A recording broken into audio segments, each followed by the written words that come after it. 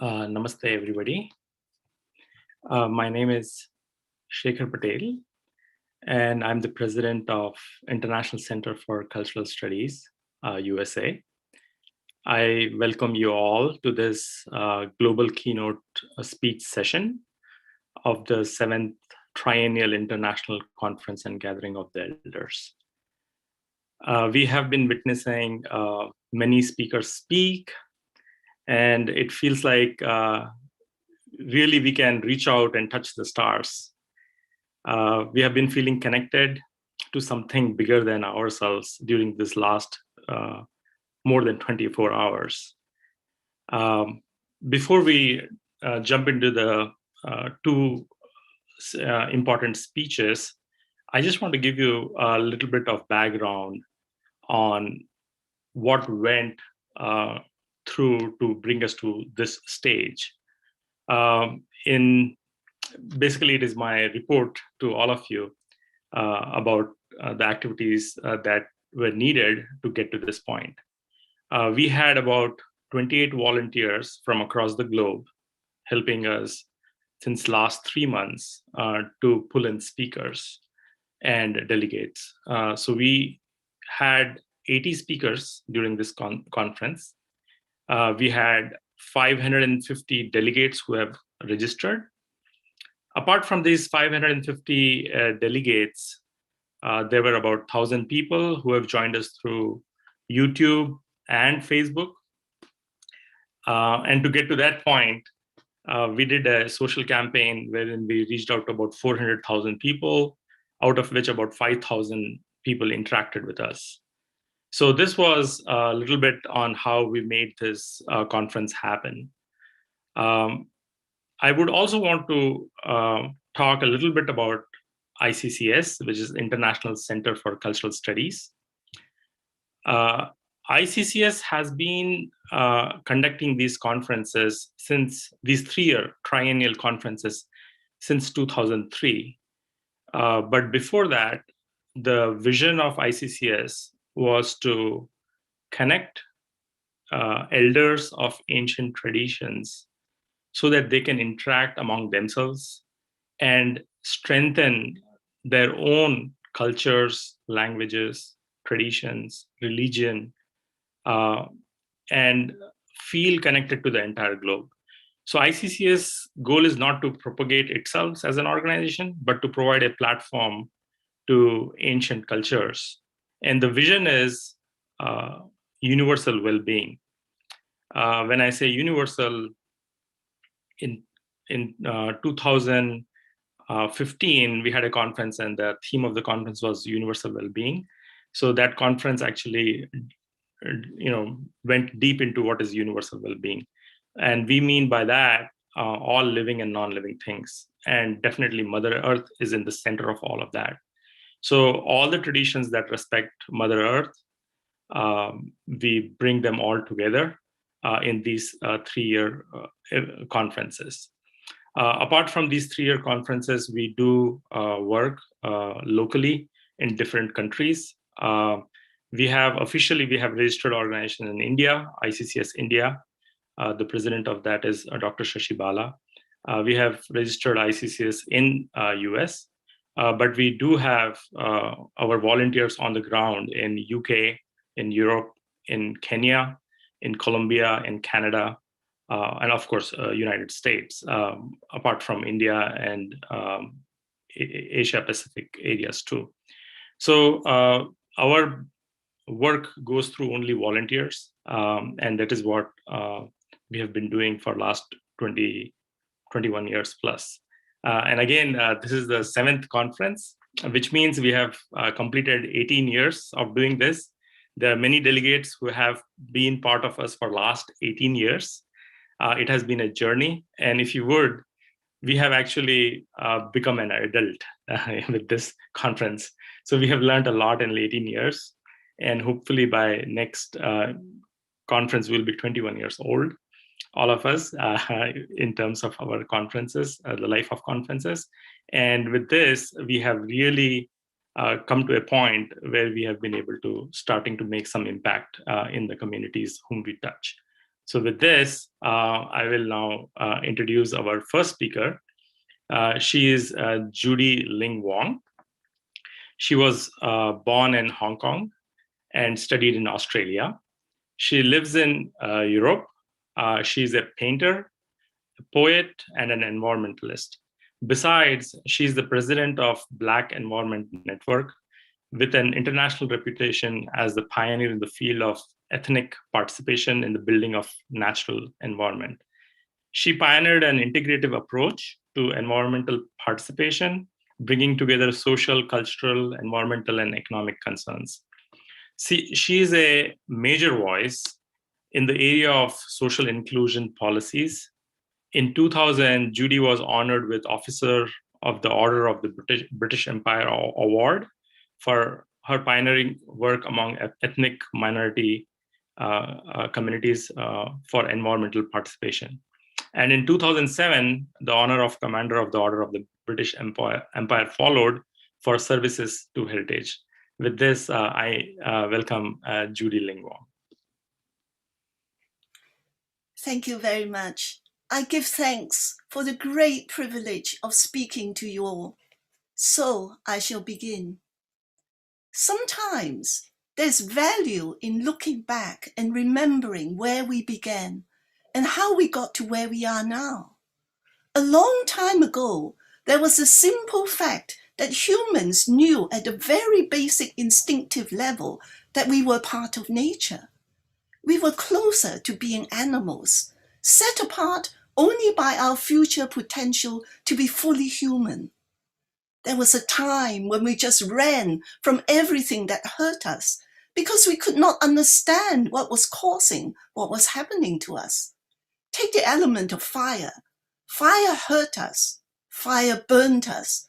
Fire threatened our lives. The smell of smoke filled us with fear. Fire made animals and people run.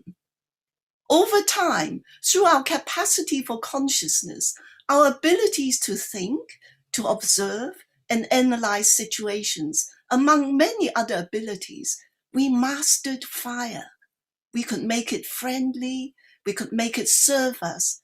We gradually gained control of different aspects of our lives through the use of our ingenuity. But there was more.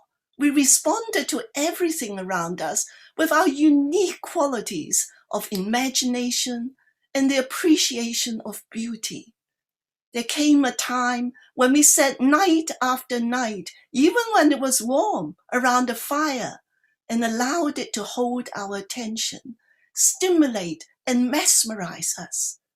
Fire became the focus of the storytelling place where we began to speak about ourselves and the world around us. We humans are soul-infused creatures, capable of making symbols, attributing meaning to actions. We finally grew to the point where we formulated abstract ideas, created values and ethos in relating to each other as individuals and as community. Tens of thousands of years passed as we refined ways of connecting with the environment around us and the people around us. We gathered knowledge and experience and learned how to live in balance as we flourished mentally, emotionally, physically, and spiritually. When we had enough to eat, we spent time in creating beautiful things. We decorated ourselves and produced art and craft objects. We created rituals and ceremonies that bound us together as community and fed our spiritual needs. At a certain stage, beyond the necessary control to survive and to make sense of everything that was around us, we reached a peak, a level of consciousness we call wisdom. All contemporary cultures, even the most technological, carry tradition and wisdom in their history, no matter how far they may feel they have moved away from it. The vastness of diversity, of tradition and wisdom that we celebrate today offers us a basis for a reinvigorated renewal. The dictionary tells us that wisdom is the quality of having experience, knowledge, and good judgment. Wisdom, in the context of living in balance, was manifested as an intimate relationship with nature, in which we recognize ourselves as part of it, understanding that if we injured nature, we injured ourselves. But there was more. Within the relationship with nature and people, infused with wisdom, was love, beauty, and poetry. There was a centrally powerful ethos. We must not take what we do not need. The cause of our present potential catastrophe of climate change is so simple. Some of us began to take far more than we needed to live a fulfilled life. We oppressed people and nature. Having reached that peak we call wisdom in a balance of living, somehow some of us began to lose our way as we grew more powerful in our capacity to manipulate nature and people. We separated ourselves and became arrogant.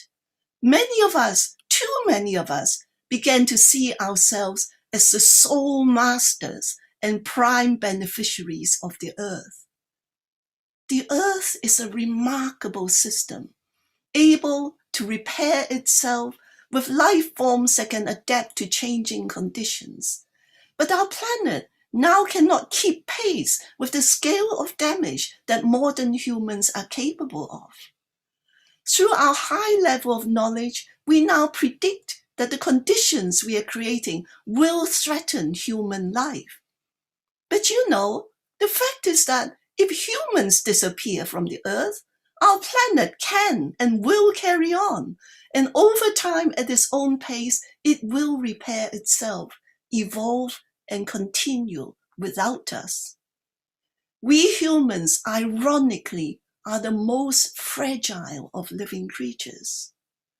There's a realization in the 21st century that we need to stop causing damage. Hence, all the panic around what we now call the climate emergency, culminating in COP26 in Glasgow this year. At the present time, a darkness hangs over our lives across the world. 3 substantial crises dominate us. COVID-19, our pandemic crisis. Black Lives Matter, about intercultural relationships, and climate change threatening human survival through the massive destruction of nature. How do we look at these crises, informed by traditional knowledge and wisdom? Set within Buddhism, there's something we call karma. Similar ways of interpreting what happens to us in life exist in many cultures. Karma, at the simplest, is seen as cause and effect. But importantly, in Buddhism, it is set within a perspective that says life is not simply a random string of incidents. It is a meaningful sequence of happenings. Negative karma is not seen as a consequential punishment, but a learning situation in which the circumstances we are faced with contain essential lessons. If we look hard to find and learn the lessons, then all the difficulties of the situation will just disappear. But sometimes, like right now, these lessons can be set in blazing gigantic neon lights, and still so many of us refuse to deal with the issues. Then suffering continues. COVID-19 shows us the vital reality of global interconnectedness, interdependence, and the necessity of sharing between rich and poor nations. The Black Lives Matter movement tells us about loving and caring for everyone as valuable equals, no matter what their skin color is. And the climate emergency points to the need to live in balance with nature in order to survive. These huge lessons are elements of great wisdom. Many of us have noted these lessons There is awakening, but because we're not doing very well overall, these situations go on and on. The crises are pushing us to recognize that we must make even greater efforts to participate in dialogue and action towards collective change. This is especially true in democracies, where the principle is that the government is supposed to be the servant of the people.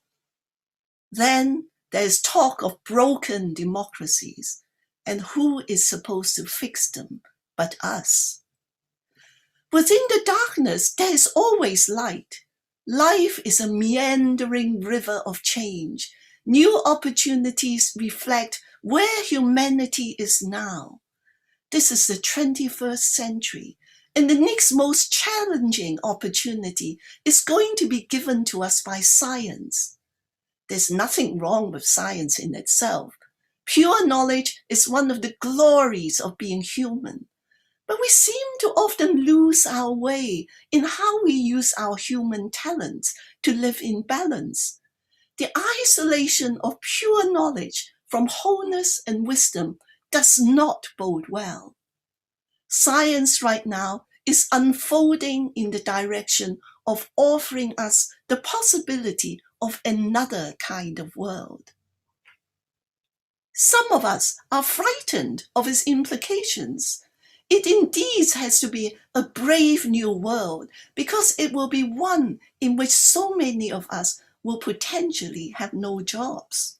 But instead of the frantic lives of emptiness that so many people live now, we may again have the great privilege of reclaiming time for ourselves again if we redesign society itself. Artificial intelligence, visions of vertical, mechanical, indoor urban farming, robots to take the drudgery out of life, and the digital revolution on a grand scale are future realities that can give us back a humanity of infinite richness. COVID-19 has put many people on the path of intense, enforced self-reflection. Many people are rediscovering in isolation that the most important thing in life is happiness that is based on right relationship to people, especially those closest to us, and to nature, which we are instinctively again turning towards. Building on this reflective energy can enable us to step further onto the path to the collective wisdom that is needed for extensive change. Consider one key issue. A small section of society owns most of technology, resources, and wealth as we move towards no jobs for many. It is a formula that will not work. Years ago, many of us were shocked to be told that 5% of our population owned 50% of our wealth. And then more recently, we were told that 1% owned the equivalent of the assets of 50% of the population. Even the richest people have no choice but to recognize that things have to change. Technology, food, everything will have to be shared. We need a societal framework in which each of us will claim life as of right. Everything will be shared, and culture will rise up the agenda. We're not starting from square one. Various ideas that have been around for a long time are coming forward. For example, in the UK, there's already talk of an universal income. Recently, at the United Nations World Urban Forum in 2019 in Abu Dhabi, culture was named as the fourth pillar of sustainability. I believe that this transition will give us the time and circumstances to reinvigorate our cultures and live life fully again. A remarkable opportunity lies before us to rebuild the fullness of human relationships to people and to nature. We all want societal structures within which individuals have the chance to succeed and be rewarded. But to which extent? These issues are moral and structural. The necessity to share has been clearly on the agenda for some time. Many of us know that we have enough food now to feed everyone in the world, and yet the West is rampant with drastic health problems from eating too much, while others in our world starve. The inability to share is grotesque. When I look into the deep heart of the cause of climate change, what I see is a failure of two fundamental relationships in the context of sustainability. The relationship of people with nature and the relationship of people to each other. If we love nature deeply enough, we simply cannot damage it the way we do. And if we love people enough, we cannot take on any damage that damages them. Looking at it in this way, climate change is the result of a moral and spiritual failure of relationship. With COVID-19, part of the framework of society is in collapse at the present time. Such collapse is a huge opportunity for substantial societal change. It is a chance for us not to just put things back the way they were, but to think and rebuild differently, moving away from empty economic obsession and consumption. There is talk of a green recovery and a green future. I am all for it. It will take all of our will, all of our courage, imagination, and skills to formulate one planet living. It is the height of wisdom to act from the base of love for nature and love for people. Love set within wisdom is a vital driving force, an inner resource that must be externalized to influence change, translated into dialogue and action at all levels, from personal lifestyle to policy at the top. I would like to assert that in the 21st century, the success of repositioning ourselves is dependent on love for nature and for people at the level of passion.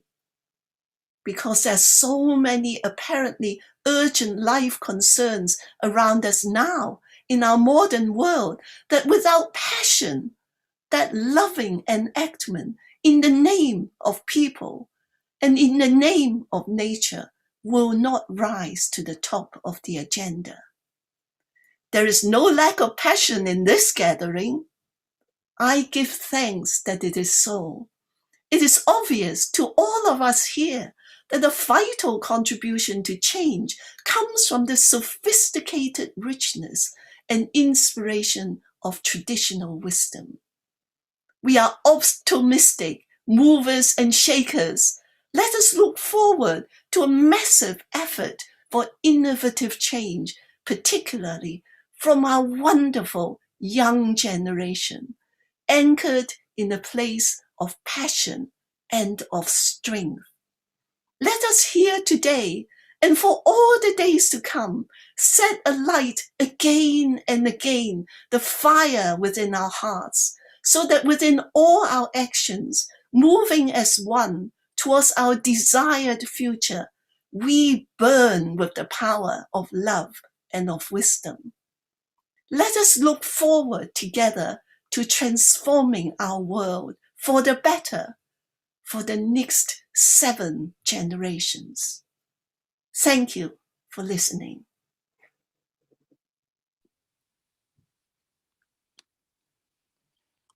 Thank you very much, Judy. I do agree we need a cosmic shift in our perspectives.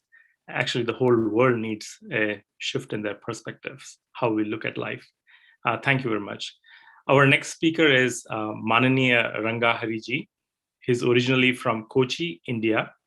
He received his bachelor's in politics, history, and Sanskrit. Since 1951, he has worked as a full-time volunteer for Rashtriya Swayamsevak Sangh, serving the Hindu community at grassroots level. He has held responsibilities at national levels in Sangh.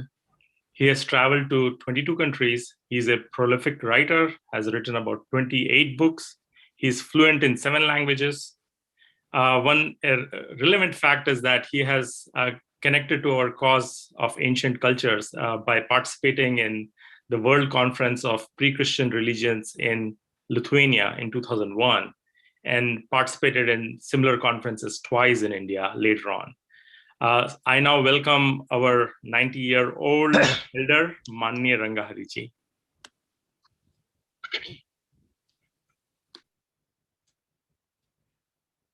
Namaskars.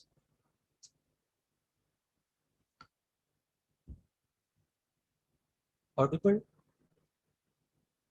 Yes, Ranga Hariji, you are audible. All over the world, everyone wants universal peace and happiness. By and large, all are striving to achieve that noble goal. It was this golden goal that our ancestors, particularly of Bharat, that kept before the eyes when one of them proclaimed, "Let all be happy, let none have any malady, let everyone be secure and safe, let none have any affliction whatsoever." It is this Vedic prayer that has been guiding all the ancient traditions all along throughout the world. We can be quite sure that none will be against this universal prayer, but to translate it to reality, the starting point is none other than man. It is who can make or mar. Here we are reminded of Lord Krishna, who said in Gita, there are 2 types of men, the divine and the demonic. The divine are those guided and goaded by qualities like honesty, empathy, kindness, compassion, charity, purity, non-injury, straightforwardness, and so on. And those who belong to the demonic quality, they are propelled by qualities just opposite to these, by avarice, greed, jealousy, envy, grabbing, usurpation, and qualities of this type. There is what we may call a positive man and a negative man in the world. The former is a boon to mankind, whereas the latter a bane. The former reforms the earth of ours into heaven, whereas the latter reduces it to a hell. After all, heaven and hell are what we humans make this earth of ours to be. They are not 2 different regions far beyond in some never to be seen corner. Surely this world of ours has become wiser, especially after the 2 world wars of the last century. The colonial injustice and the inhuman Holocaust have taught enough to the man of this century, learning lessons from history, both good and bad. He is on the right royal road of human recovery. All over the world, at universal level, he has given rise to various wholesome institutions almost in all the nations. They have their own sphere of activity, their own structure, and their own speciality. They all promise hope and happiness to mankind. In this world scenario, what is the relevance of the ancient traditions and ancient cultures thriving even today? At the very outset, let me say, in these times, it is the ancient traditions that have become more relevant than the self-styled harbingers of modern civilization. Let me substantiate. The ancient basic viewpoint I am going to keep before you.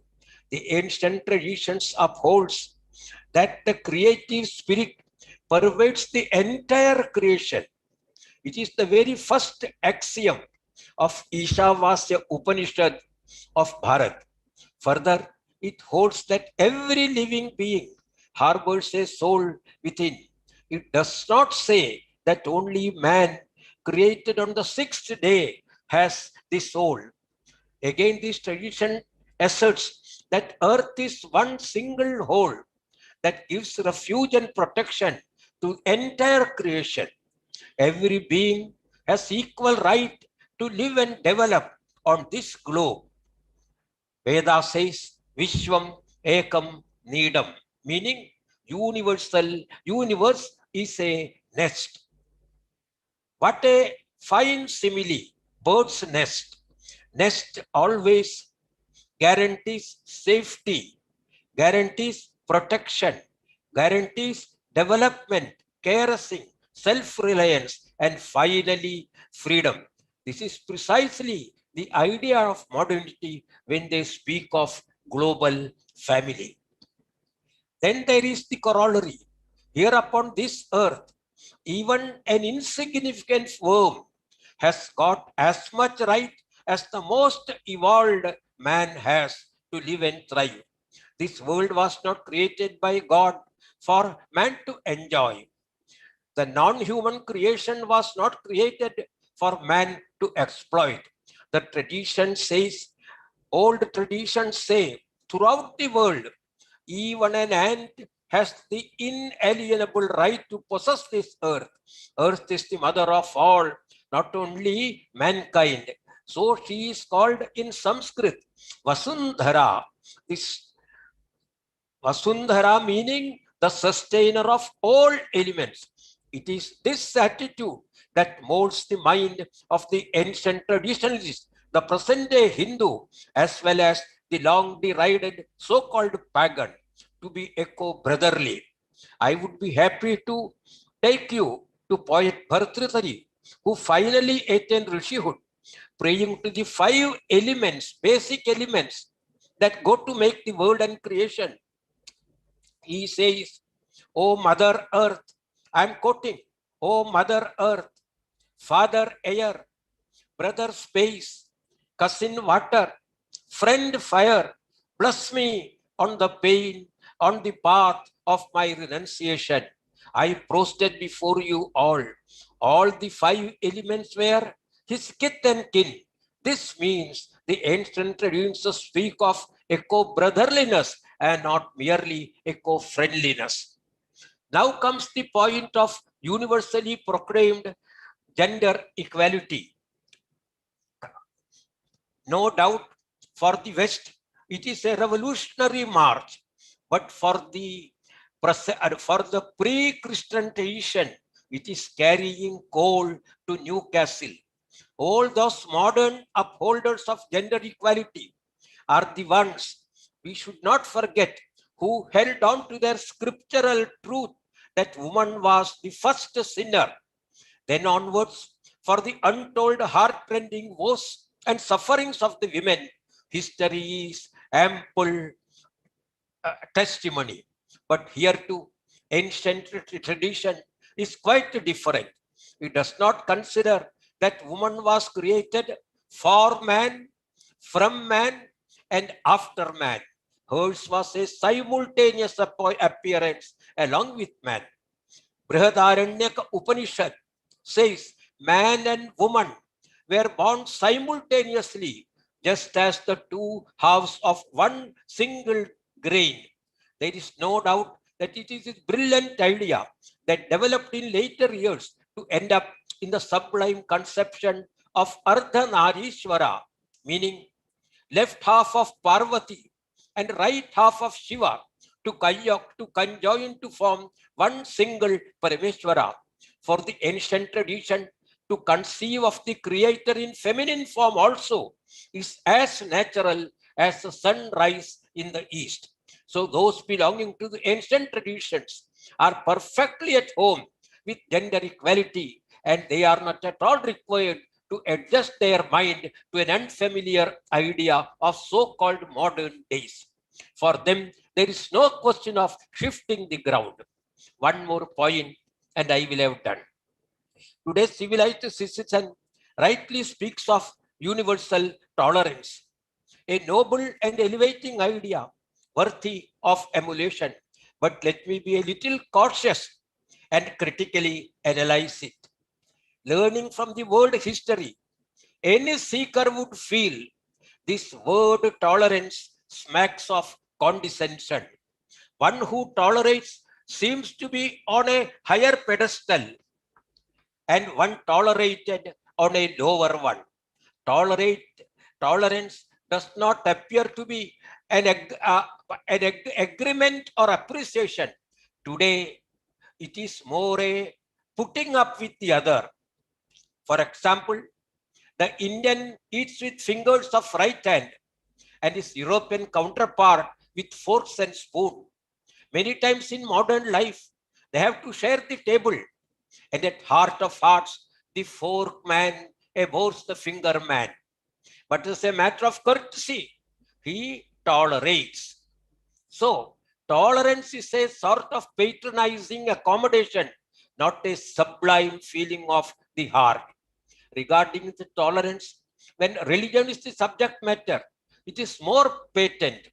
The religious leaders of Christianity and Islam never hold the other faiths to be true. Still, to suit to the polite behavior of modern times is a matter of gentlemanship. They put up with it and call it tolerance. On the other hand, tolerance, as is generally understood or observed by the ancient traditions, is that they consider the faith of others as true as theirs. So for them, tolerance is acceptance of truth in the other faith, respecting it. His attitude is guided by the word also. My faith is correct.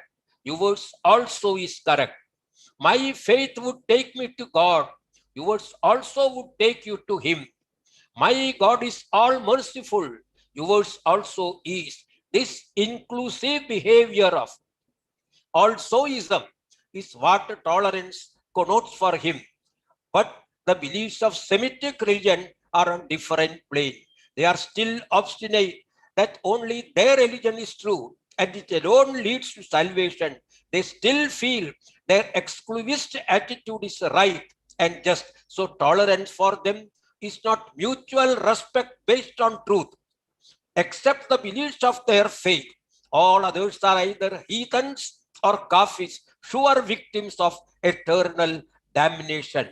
It is very interesting to know the answer of evangelist Billy Graham regarding this.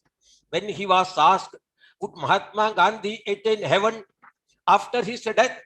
His diplomatic but meaningful answer was, heaven without him will be poorer. Remember, friends, the question was not about heaven, but about Gandhiji. Contrastingly, bring before your mind the answer given by grandsire Bhishma regarding the veracity of all the religious beliefs. Bhishma says, just as, please note, just as the tracks of birds to fly in the sky and fishes to swim in the sea are infinite, the paths of the seekers of truth are infinite. So for an enlightened man of ancient traditions, your faith is as true as mine. Exactly because of this, Vivekananda said, man proceeds from truth to greater truth. According to him, every religion is true. That is the nature and spirit of genuine tolerance.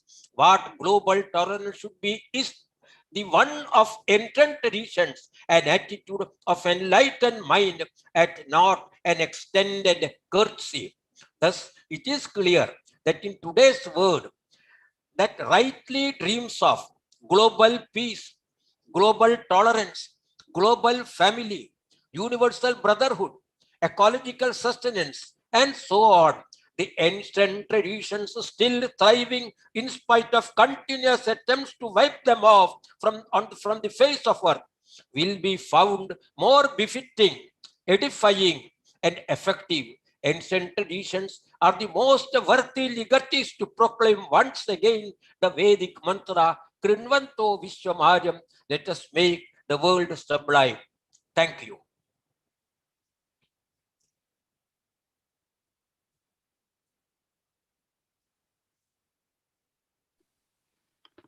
Thank you very much, Ranga Hariji. That was a very inspiring note from you.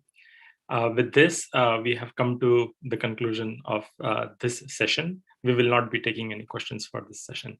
Thank you very much. Have a great day, and we will meet you in another 1.5 hours. Namaste.